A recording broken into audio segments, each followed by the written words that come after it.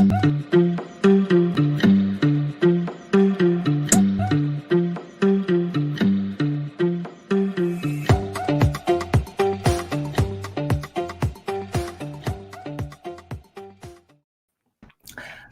and welcome to Learning Pretzel. My name is Tadeusz Wesołowski and I am a mindset and performance coach.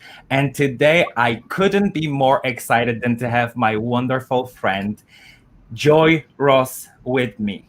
Joy is a business owner, coach, consultant, trainer, and an author of a best-selling book. Joy, welcome. I am so delighted to have you here. Thank you, Ted. It is absolutely my pleasure. I'm so excited to be here.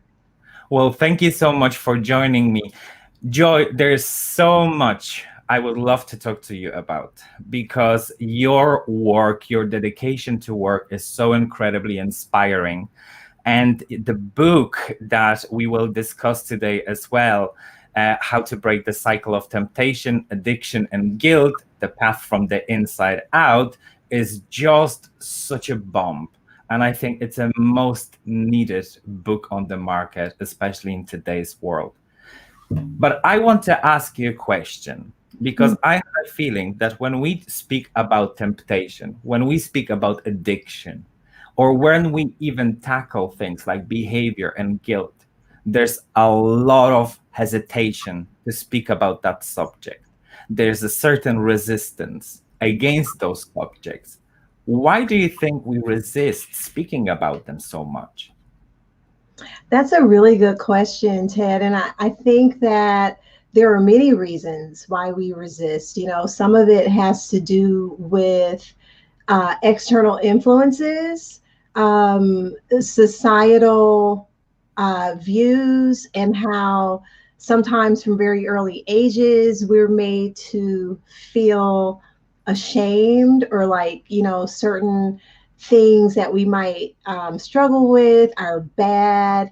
And so I think that sometimes we have a tendency to internalize feelings when we feel like we're doing something that's bad.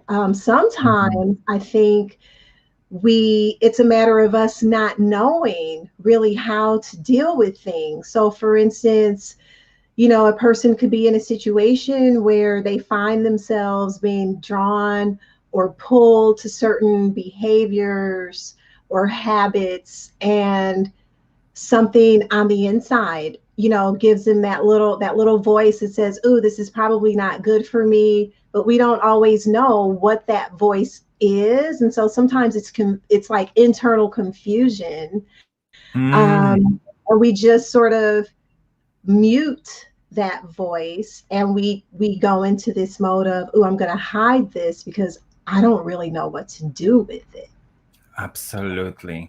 I love that. I love what you speak about it. By the way, if you're watching us, guys, pop in the chat or comment below where are you watching us from. Say hello. We'd love to hear from you. If there's anything you're particularly interested in, make sure you pop it in the comments. We'll try to keep interacting with the chat box. But what I really love about what you're saying, Joy, is because I wonder how many of you guys, when you're watching it, you know, we have that tendency to allow this confusion because, right, the impulse and the stimuli can be an external or internal, right? It can be our inner voice, or it can be the stimuli from the outside of us, the culture, the society, the family, the circle of people that surround you, right? But we have a tendency to really let that in so deep that we silence ourselves. And we silence the true voice of ourselves, right? And then we feel lost because it's a constant conflict. And then this is where a lot of people get really stuck because they lose the sense of identity.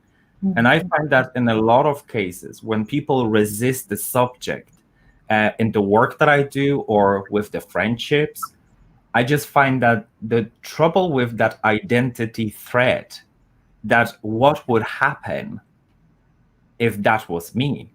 And I know you have a very powerful chapter in your book when you're talking about it. You know, it's not me, right? Do you know the chapter I'm talking about? Do you want to tell us? Yes. So I want to say, I love that you brought up identity because I do talk about that in the book. And in chapter 4, I talk about Mm. the big lie, right? And so, Yes. like we were saying, sort of for these reasons of things that society tells us, what we're exposed to externally that makes us feel like there's a certain image we need to project or certain things that we should do, even though sometimes we feel like we want to do other things, and we can get in this sort of cycle of not really being confident in who we Mm. are and questioning our own identity. And I talk about deception and how sometimes the deception is twofold. We can deceive ourselves when we become confused about who we are because we're so tuned in to those external influences. And so in chapter 4, I talk about one of the big lies, one of the big myths that I think often most of us have struggled with, in that we can start to actually believe that we are a failure, right? So it's like if Mm. you're struggling with something and you've tried and tried to overcome it, or you realize, you're actually at that point where you're aware that, ooh, this thing that I'm doing is something that's not really good for me, but now I'm fully in it and I don't know how to stop.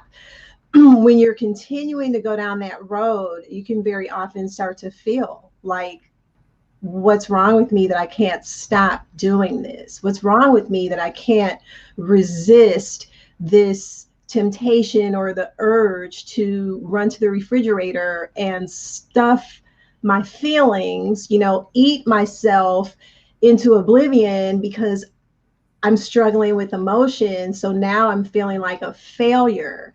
And one of the, messages in the book that I really am wanting to encourage people with is, no matter what your behavior, no matter what you're tempted in, no matter what you may be stuck in, the truth is you are not a failure.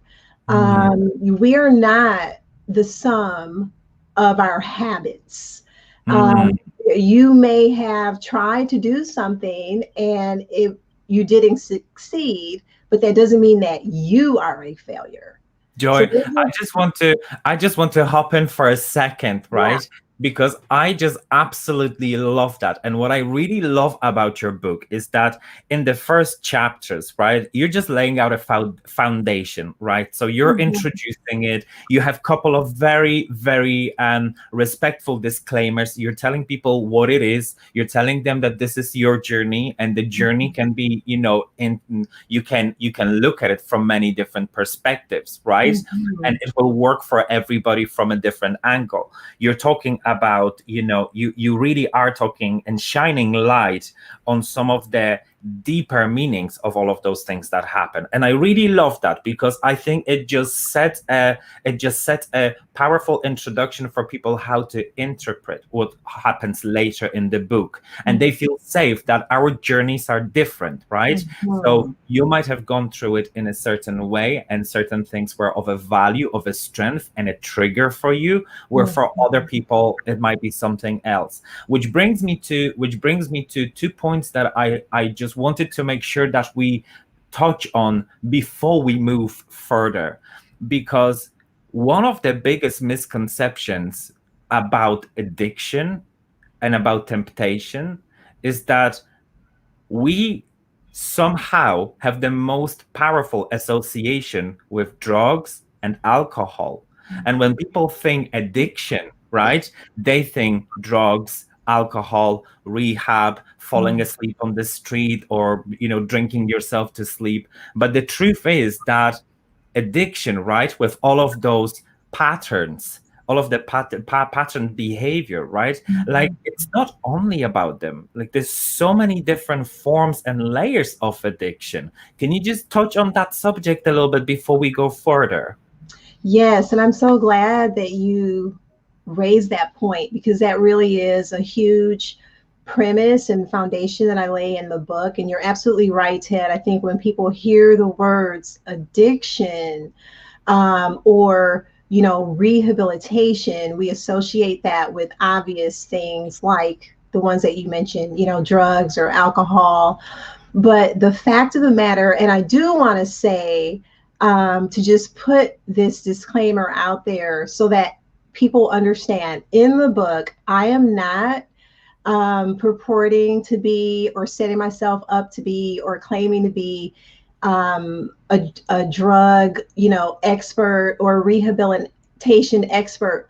What I am and the perspective that I'm coming from is from a person who has struggled with many things in my life over the years, and I've come through various cycles. So whether it was being caught in cycles of bad relationships and finding myself wondering, how did I end up here again? But it's just with a different person and a different name, but it's the same situation.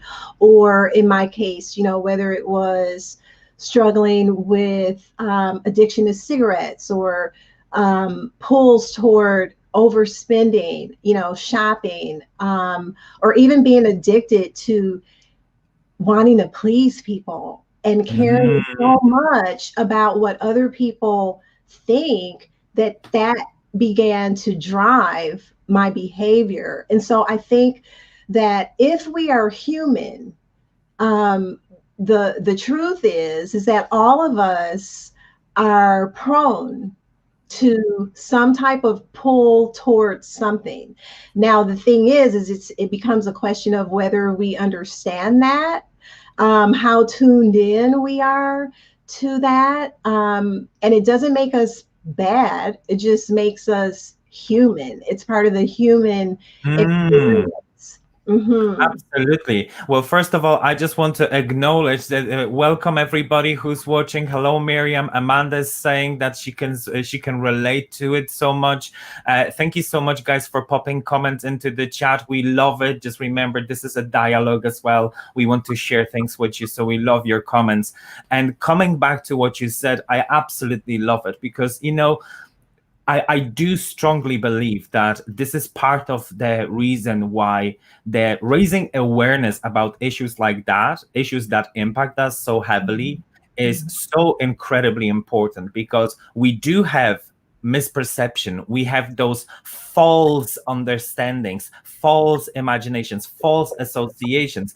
I remember we spoke about it, right, in the communications, like how many of us have those assumptions which are so incorrect. How many of us, have stereotypes we look at people through? And I think that there is that side of it, and there's this stigma that addiction is this deep, deep pit, right? That once you're addicted, once you admit to being addicted to something, oh, well, you're at the lowest of the low. And I think that people fear to admit that, because it tackles, again, our identity. And I think that it's really difficult for people to come to peace with it. And looking back at all of the things that I have experienced, that people who have been part of their lives have experienced, I did notice that one of the hardest moments when it comes to addictive behaviors, and once again, just for the clarity, I will say that it's not about drugs, it's not about alcohol. Most of the addiction is probably, like we should have therapists in here, right? They would probably tell us how many addictions actually participate to drug and alcohol, and how many to other behaviors that are just not associated with it. But and I suppose I understand that there's a chemical element as well with it, which we will move into a little bit. But that challenge of who we are if we were to admit we are addicted, who we are if we were to admit that there is a pattern that we don't control, that there is this whole different side of us. Because I know that in the book you speak about those two sides of ourselves, right? I What I'm talking do. about? Yes, absolutely. And I speak about it in a couple of chapters as you're talking. it reminded me of, I'm looking down because I just have the table of contents here, but in chapter 1, it's titled, I Would Never Do. Mm.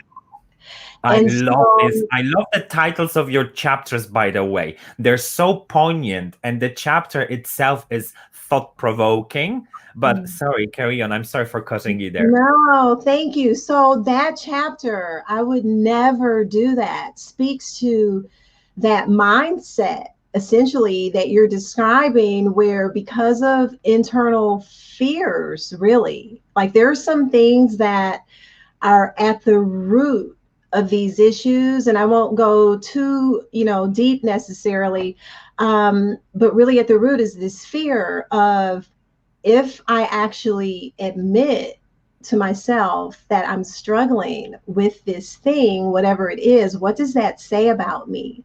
So I know that in my case, for example, it was, my upbringing was one of being brought up in a very religious background. My father was a pastor, and my parents are great, lovely, and loving people. However, from a very early age, I remember being around a lot of people in church circles who were probably well intended, but they had a way of talking that made you feel like if you were not perfect, if you were not living the cleanest of the clean, the holiest of the holy, type lifestyles, then oh my gosh, you're this horrible person and God's judging you and he's going to get you. And so, I think when people grow up in those environments, and whether it's from religious influences like that, or just simply being in a strict environment where you're punished for perhaps being curious, or, for questioning, well, why can't I do this or whatever? I think that we can begin to put on a mask, and because we feel ashamed, shame starts to set in when we've been so heavily influenced by these external voices that make us believe, oh, okay, well, then this is bad.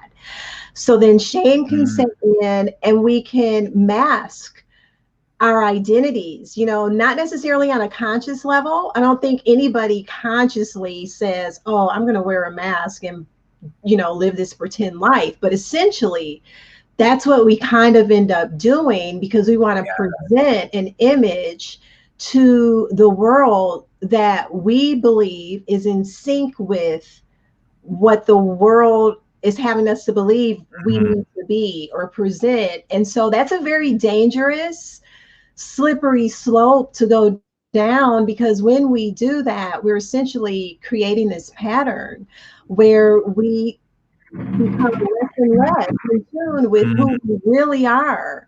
And that's where the identity crisis starts to come Right. in. We all want to be a good boy and a good girl from the moment we were being raised up, and then we come into this conflict, right? And that conflict, especially, I think, especially it matters when we're at such a young age. And I mean, like, multiple studies have proven now that most of who we are actually is formed by the age of 7, right? Where when you think about it, 7. It's like I didn't have any control over myself when I was 7, so I was hugely influenced. And I think this is where the outside circles can have a significant impact. And whether it's your family or whether it's just the environment where you are, I just want to piggyback on what you're saying, because I can so strongly relate to that. And I wonder if you guys that you're watching or listening to the podcast now, how many of you can relate to that? How many of you can see yourself in that situation? And by no means I'm trying to push on you, a diagnosis here, because this is not a psychotherapy session. This is an informative discussion about this beautiful, powerful book, How to Break the Cycle of Temptation, Addiction, and Guilt. Right? But I'm just thinking to myself, looking back at my childhood, for example, and at the people that I was around with, I can tell how overbearing certain circles were. And being so young and being in that environment, which by no means I think that I was any different than people today. Youth of today has a very similar problems, to a fact. Even I think it's even a little bit stronger, because there's so much danger, because there's so much activity, there's so much overbearing in the environment for them. So it sets those like very strict rules, right? And then what happens if you don't fit within the parameters? Yeah, Right? I was absolutely. that kind of a child. I was so different from people around me that I believe that I spoke about it on a couple of occasions, whether it was a youth programs or other discussions, that it's a very difficult place to be, because let's be honest, we know subconsciously we're different. We're aware of that, but we're just willingly blind to it, and we're just willingly looking away because we don't want to admit that. And it's an interesting concept that absolutely fascinates me, because when you think about a child, obviously, the whole development, how we function until our brains are fully developed, it's a very deep concept. So I don't really want to be going into it right now. But it's incredible when we're young, how influenced we are, and how our confidence, our resilience, our self-esteem that is being developed such a vulnerable and a fragile thing. And then when you're an adult, you think you should be developed and strong and resilient by then, but it just proves to be still really vulnerable. And one of the things that I remember this year, I had the pleasure of speaking at one of the events about the resilience in times of change. And it was interesting, because what really struck a chord with people so much was the conversation when I said that I hear so often when I speak to people and professionals, as super intelligent and talented people, that resilience, like, I mean, vulnerability is for losers, right? It's like, oh, you're a loser because you're vulnerable and you're like soft and all of that, which is not really a supportive argument for resilience, because somehow people assume that resilience is like hardened steel. Once you've done it, it's transferable across the life, right? Every situation, once you've built your resilience, it transfers. But the truth is that as soon as circumstances change, your resilience is questioned again, right? Because the circumstances change. And I'm trying to make a little bridge in here to a point that you're talking about in the book, right? About triggers, about all of the triggers, and how this whole concept of, really developing yourself, because I'm trying to get on the internal side of ourselves, right? Yes. So many triggers within us that we don't realize that. And I know from my own experiences and experiences of my friends, when things were really hard and you're getting out of it and you think you have it under control, right? And there's a trigger you didn't anticipate, and suddenly, boom, you're back to square one. Yeah. Can we go into that direction? Because I think it's very important for people to realize that there's so many triggers that they might not anticipate that can influence their behaviors, and that it's not their weakness or it's not their disability to it. It's just that there's a bigger picture. Yes. And I love where we're going with this. And let me start by, let's bust some myths here, right? We And love it. so first of all, let's bust the myth that we are what we do. Let's bust the myth that our actions equal our identity. Let's bust that. Love Because that. the truth of the matter is that we were all created uniquely. Every single human being on the planet is different. We all have a unique fingerprint, and I believe we all have a unique soul print. We all have a unique wiring on the inside that is uniquely us, and it's something to be embraced. This whole societal construct of fit into a box is BS, if I can just say it like that. And so let's bust Absolutely. that.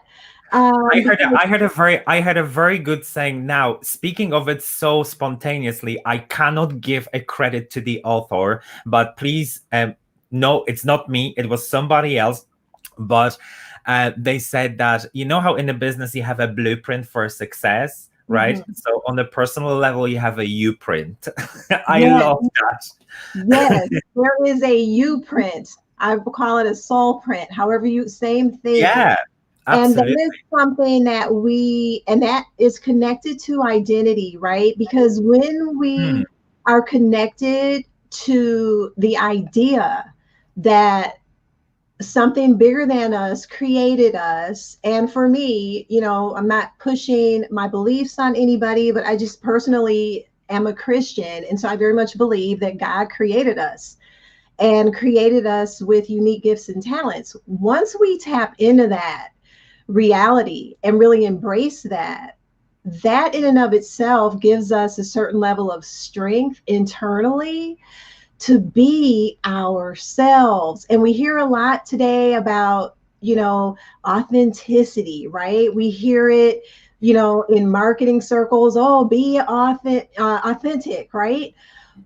But Mm. let's really be authentic. Let's embrace that internally, because that creates a foundation that allows us to stand and be resilient, to your point, Ted, when we mess up. I mean, hey, this is life. There's no blueprint for how to live a perfect life, right? So of course we're going to make Yes. missteps because we're learning, we're growing. And so I think it's important to sort of get that mindset out there and encourage people to expand. Let's expand our minds about who we are, and start saying no to some things. That was one of the things that I had to do. That was sort of a turning point for me. It's like I realized, wait a minute, I'm going to say Mm. no to society's views and opinions of who I am, and I'm going to say yes to my true identity, my God-given identity. And so I just think that that's so critical, and wanted to get that out Absolutely. And there. just to touch on the resilient part, because I see that in the chat, Amanda she's loving the soul print, and Miriam is saying yes, everybody is unique, and saying no to some things. Absolutely, drawing boundaries, right, Miriam? I love that. And one of the things about the resilience is that I just wrote in here that being resilient, I think that it's also a myth, it's a misunderstanding. People think that being resilient is being invincible. It's just being absolutely indestructible. Where the truth is that resilience is accepting the fact that things go wrong, but not crossing out everything at once because one thing went wrong. Knowing yourself and your Yeah. strength, that there can be a different outcome. And what you were talking about, I couldn't agree more. We talk about transparency, whether it's a marketing circle, a business, right? Everybody goes like, oh, be authentic, be transparent, and all of that. But the truth is that being transparent and being authentic is much harder than people think. That's why they talk about it, but very few people live it, because sometimes it involves going into the mud and admitting you're dirty. Yeah, And I find that absolutely. this is so powerful, because people speak about a lot of things, but really living it, it's a different story. It's like vulnerability, right? Vulnerability is not posting pictures on social media. Vulnerability is being really vulnerable and feeling your imperfections and your successes and your mistakes and your failures, and owning them.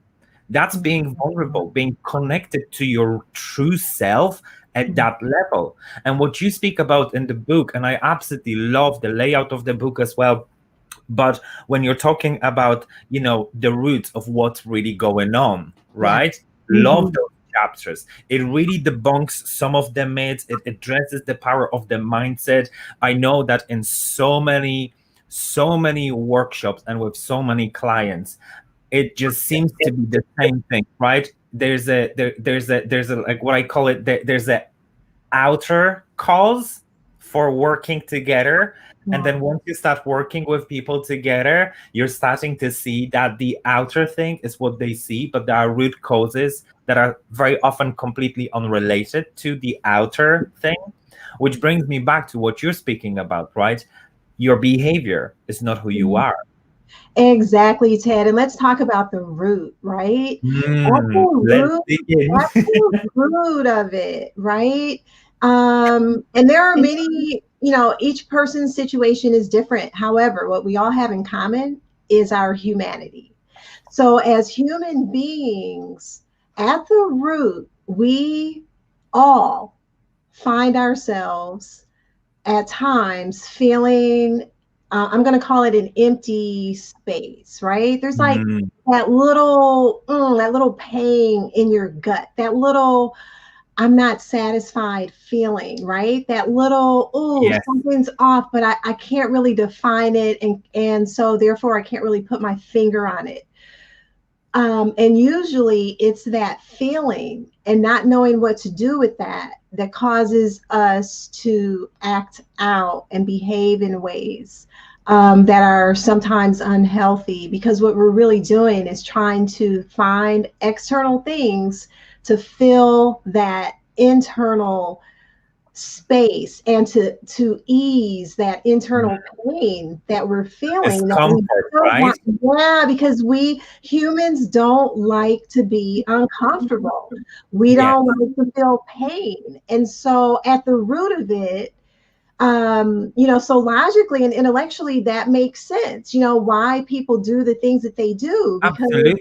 nobody wants to feel pain. And if there's something that's dangling out in front of us, even if it's a deception, but if there's something dangling that says, hey, I can soothe that, we're going to grab that because, Deception can be very convincing, and the truth is, right, that our brains are wired to keep us safe and comfortable. yes, So they will steer that, and what you tell yourself, which deceptions, which points you believe in, which you choose to believe in. Well, that's how you're going to respond, right? absolutely. And the truth is, though, that there is nothing external that can fill Fill that that gap. internal space. And so I kind of liken it to, like, if we imagine that humans were trees, right? Trees with deep roots that go underground. So when Mhm. we're looking at a person and focusing on their behavior, essentially what we're doing is looking at the very tip of the limb of And one the branch fruit. of that tree and saying, oh, there's a lemon there. And so then we create this whole title and label for that person based solely on that lemon. And when it comes to addiction, when we focus on the habits, and I believe this is one of the reasons why people struggle and find it difficult to get out and to become free. And I'm really on a mission to see people become free, like true freedom, which only happens from the inside out. The thing is when we focus on stopping the behavior and, oh, Mm. I'm just going to muster up enough courage. If only I could be strong enough. If only I could just resist enough. The reason why none of those things work long term is because those things are focusing on the fruit. Mm. They're not focusing on the roots. And so The the truth, soil. yeah, so it's like we really need to be willing to look internally, and that can be a scary thing. A lot of times we don't want to sit long enough. We don't want to be alone with our thoughts, right?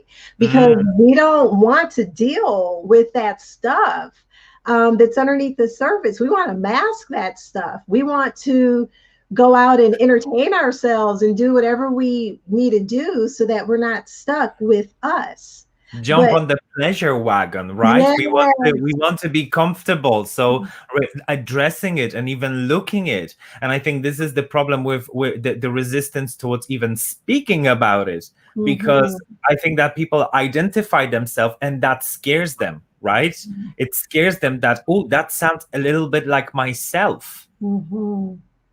And it does, because the numbers are staggering. Like I wrote down, because I didn't want to misquote, 300 million people worldwide we're talking about who struggle, right? So when people feel like that, it's like, okay, well, guess what? You're not I alone. just add diagnosed because Exactly. there's many that go undercover. Exactly, Ted. And these numbers are a couple years old. So I'm sure, especially now in the times that we're living in, these numbers are much higher. 5% of people worldwide have just a shopping addiction.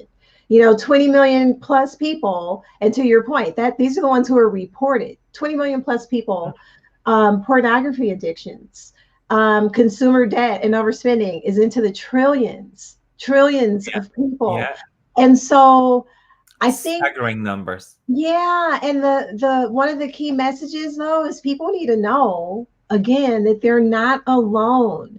And that's another myth. It's another lie that when you're that person and you're feeling stuck in these cycles or stuck with these habits, you can sometimes feel very isolated. Sometimes we can feel, I say we because I was certainly one of those people for many years of my life. We can feel, yeah, isolated and ooh, something's wrong with me. That's a lie. That's a myth, because there are lots of people secretly struggling. And one of my messages to people is, hey, there is hope for you, and you can walk through that valley and get out on the other side and be free, because it happened for me. And I don't believe that there's anything special about me other than, there were a few key steps that I took. Mhm. And I share those with people, and depending on where we're going to go in the conversation, I'm happy to share a little bit of that today. But we can, it starts with being honest with ourselves, and it starts with being aware and just knowing that, okay, Just on that note, I just want to jump on for a second because yeah, personally, and I'm sure that there are many people who can second what I'm about to say. Joy, thank you so much for being on this mission and choosing this to be your cause. I know that it's very meaningful for you, and I know that it's not based on, hey, I have an idea. It's based on, I've lived through this, I've been there. And I want to acknowledge people who are commenting. Miriam and Amanda, I see your comment. It's wonderful. Thank you so much for taking part in it, and everybody else who's watching. We're really appreciating that. And going back a little sentence to the point that you were making, I think that it's incredibly important that if you listen to this, and if you're getting a nudge, if you're getting a hint that you might be struggling with something, I just ask you for doing one thing. Give yourself the opportunity to investigate it. Just as Joy said, awareness and self awareness is incredibly important. To put it in a context, no other species on Earth, apart from humans, has the ability to be self aware.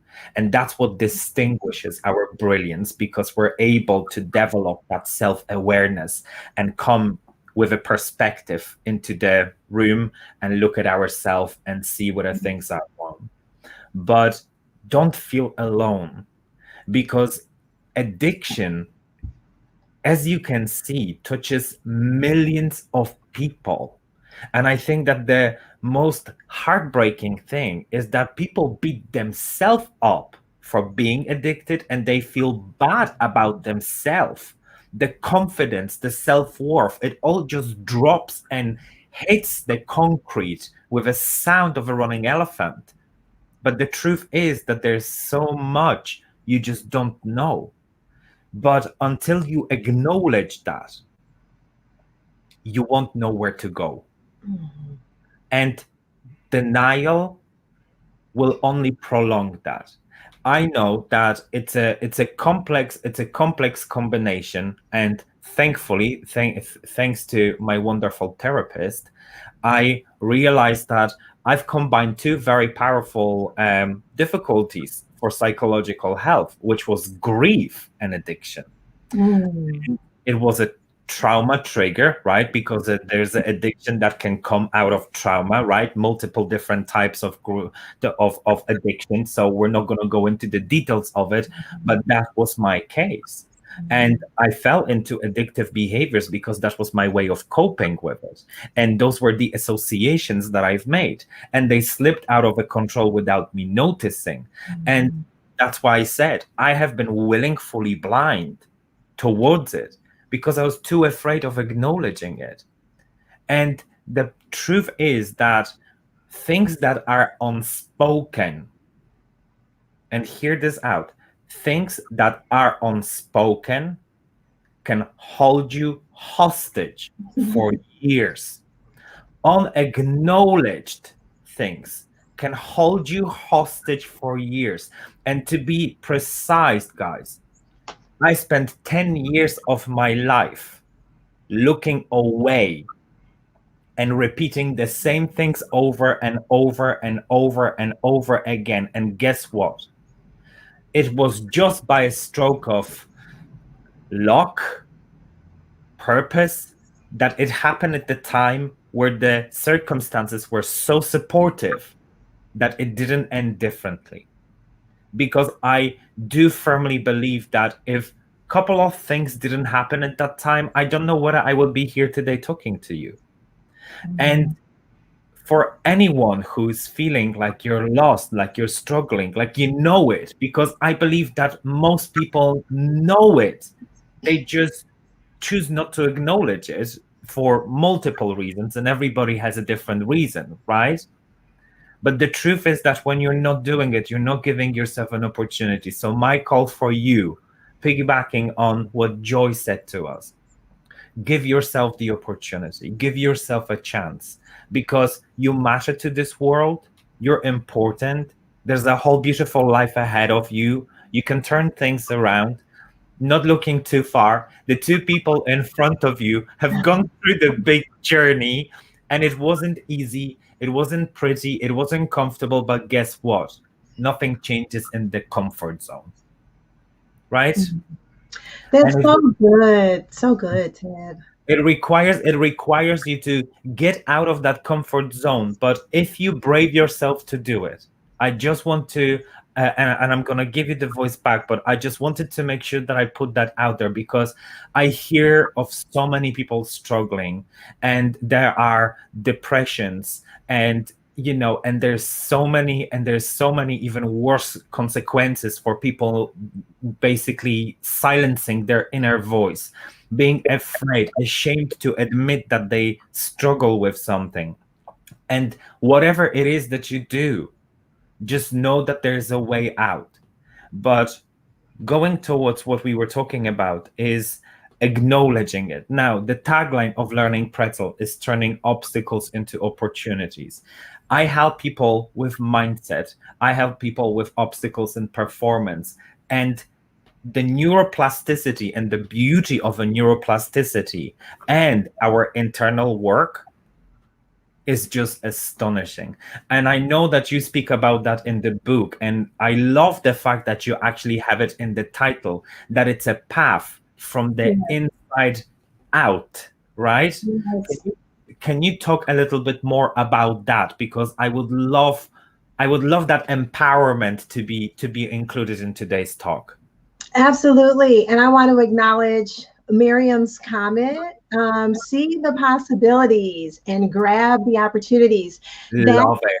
so good. And I'm gonna go there, because seeing, it's all about what we see, which really gets to mindset. And so when we talk about from the inside out, and I'll use my personal example to sort of illustrate this point. So my experience was very much that I had done everything that I could think to do to stop. I had tried and tried and tried and tried and tried to stop going down roads that were dead ends and engaging in these habits and behaviors of various types. And it's not so much about the vice as it is sort of this process.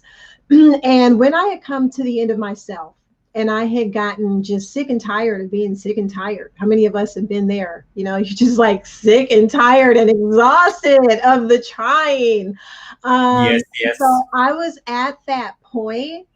And also, I was very much at that point in my life from the outside looking in, successful, rising up the ranks of, you know, the corporate ladder and getting ready to start my own business. And so things were looking great on the outside, and I was very capable in my work. And so this inner struggle was there, this inner dialogue of, hey, Joy, myself talking to myself, you know, what's wrong with you? You can go out and solve clients' problems. You're crushing it at work. This is what you solve problems. Why can't you fix yourself? And that's where for me it started this whole other process of spiraling into guilt and shame. And I started to listen to that voice in my own head telling me what a loser I was, what a failure I was, and how, oh my God, what's wrong with you? And you're a Mm. phony and a fake. You aren't who people think you are. So when I had come to that point, there was a moment where I released, I surrendered, I was exhausted. And for me, that looked like standing in my garage one night. And I talk about this in the book, where I was just chain smoking cigarettes in my garage. I was in my garage. This is like sounds so ridiculous when I think about it. I was in my garage because I hated the smell of smoke. So I didn't want smoke in my house. I was a Mm. smoker, but I was so disgusted, you know, with my habit by that point. So I'm standing in the garage and chain smoking. And I literally, with tears streaming down my face, just started to have this conversation with God. And I cried out and I acknowledged in that moment, hey, this is bigger than me.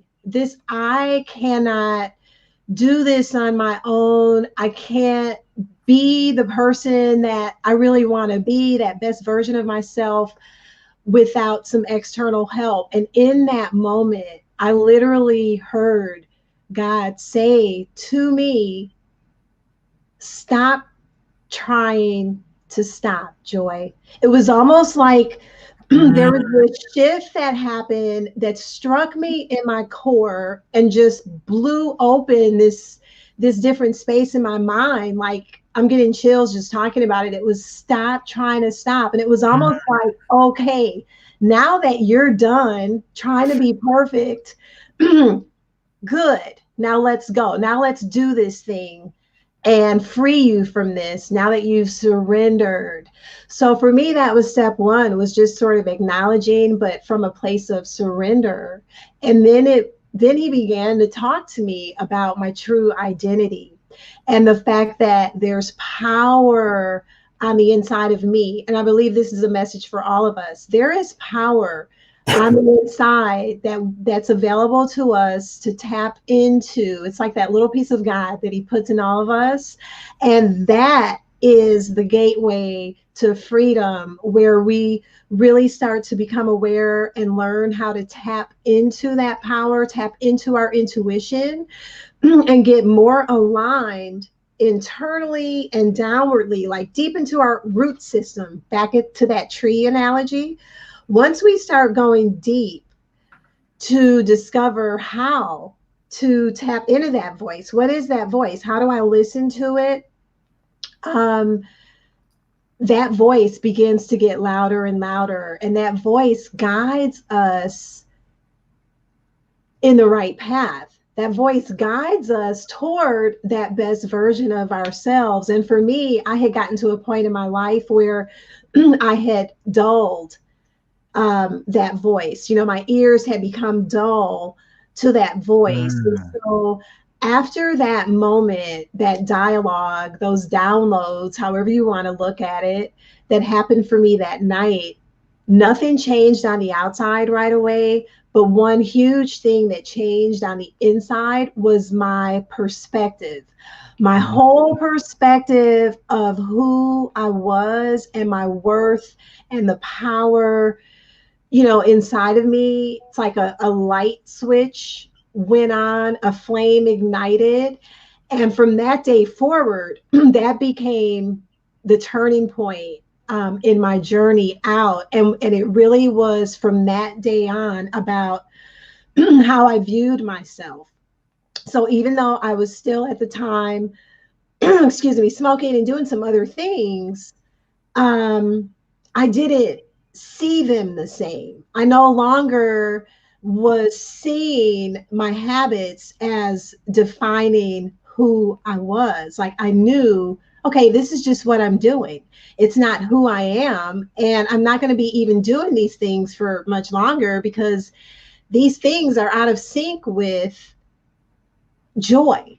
They're out of sync with the best version of joy. And it was almost as if that mindset shift just kind of propelled me down a different road. And within a few months, for me, and I'm sure for everybody, the process is different.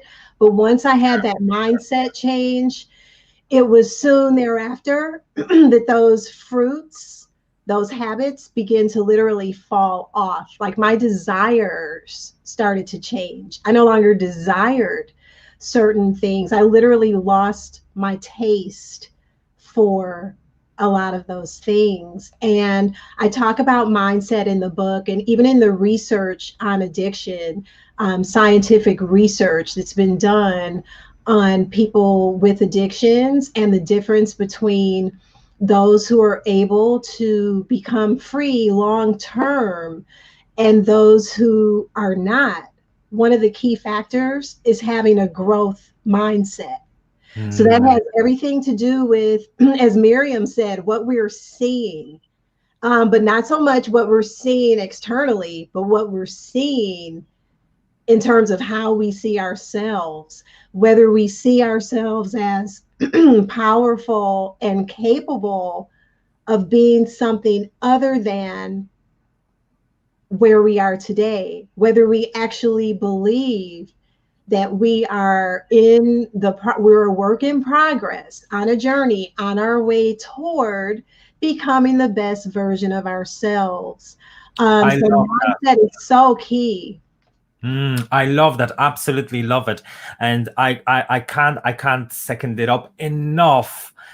Because I know that both of us work as consultants, we train people, we work with them as coaches, and the growth mindset is probably the key ingredients really to anything. Because whether we're talking about self-worth, whether we're talking about the confidence, whether we're talking about breaking some cycles and some patterns, and as you're just mentioning, really getting out of those addictions, right? And all of those cycles, and it can be a destructive behavior, which is a pattern as well, right? The mindset, the shift in the mindset is the key to make anything happen. Because the truth is that if you don't acknowledge it, and if you don't believe it's possible, well, you're not going to do it. Because simply your behaviors, are not who you are. Your behaviors reflect on your convictions, on your current convictions, which can be incorrect. So what happens along the way, right, can sometimes be wrong. And I always say that be open-minded and be teachable, because you're not always right, no matter how convicted you are about your points. But I know that you also have a little gift for people who are here. While we're speaking about the mindset, I want to make sure that we include that as we're coming towards the end. Can you just tell us a little bit more about the little gift you have for people? Absolutely. And so on the footer of every page of the book, I mention the importance of growth mindset, and I actually have a growth mindset guide that is totally free for people. It's at It's available on my products page of the website. I see you've put it in the notes. It's joyross.com/products. And it's joy with an I, joyross.com/products. And so also on that page, there are a few other mindset related freebies, because so if people go on that page, you can not only get the growth mindset guide. I think we've got like 3 things actually on there that all are to encourage people to just start the path of trying to shift your mindset. And it's not a huge effort. It's not like you have to go to college for a year and do all this study in order to change. It's actually little micro shifts that we can make every day that can have huge impacts, where we literally begin to be transformed from the inside out. And there's a proverb, it's one of my favorite, that says, as a man thinks within, so is he. And that's really at the root of all of this, because, and I know that there are programs out there, and I'm not throwing shade or dissing or speaking against anything. I'm speaking for. I am for people's freedom. I'm for people knowing that they are loved, that they are valuable, that they have worth. And I'm for people really understanding that you're not an addict. You're not. You might be engaging in behaviors. You might be stuck in a temporary cycle. But the growth mindset shifts also will kind of start people down the path of just taking little baby steps, because the truth is, if you think you are, whatever it is, fill in the blank, then you are, because the external part of your life will begin to align to match whatever your internal perspective is. And that's the truth. And that's just not from the Bible, although that is in the Bible. That's in that's in scientific research. It's in other, books that are born out of other spiritual practices. It's a law in the universe. I mean, it really is. Everything on the outside is a reflection of what is happening internally. And we can change that. Even though our subconscious minds are sort of pre-wired by the time we're 7 years old, it doesn't mean that we're stuck. It doesn't mean that at all. It just means, well, absolutely. The power of neuroplasticity, right, just shows really how much is possible. And look, for those of you who don't know, neuroplasticity is the ability of changing our behaviors that are, patterned into us through repetition throughout our life. And anyone, even at 99 and over 100, could change that. Of course, the older you get, the more challenging it gets. Joy, I'm very conscious of the time. I just want to make sure that we say that. So guys, if any of that resonated with you, if you think that there's someone that could benefit either from watching this and quite possibly in getting in touch with Joy, if there's anything or any way how we could be of your help and of your service, the two of us are on the mission to help others. I've popped into the comments how you can get in touch with Joy. You know how to get in touch with me if you're watching this channel. And I just want to make sure that you understand the main principle, that you are not powerless. There's a lot you can do, and it's possible. It's possible. And I just ask you to give yourself a chance and believe in yourself. Joy, thank you so much for coming onto the chat. I am very strongly convinced that we're going to have to do it again, because there's still so much more I'd like to include, but our time is coming towards the end. So I just want to say thank you to everybody who tuned in and listened to us, and I look forward to speak to you again. Thank you so much, Ted. It's been my pleasure. Thank you, everybody, for tuning in. Thank you.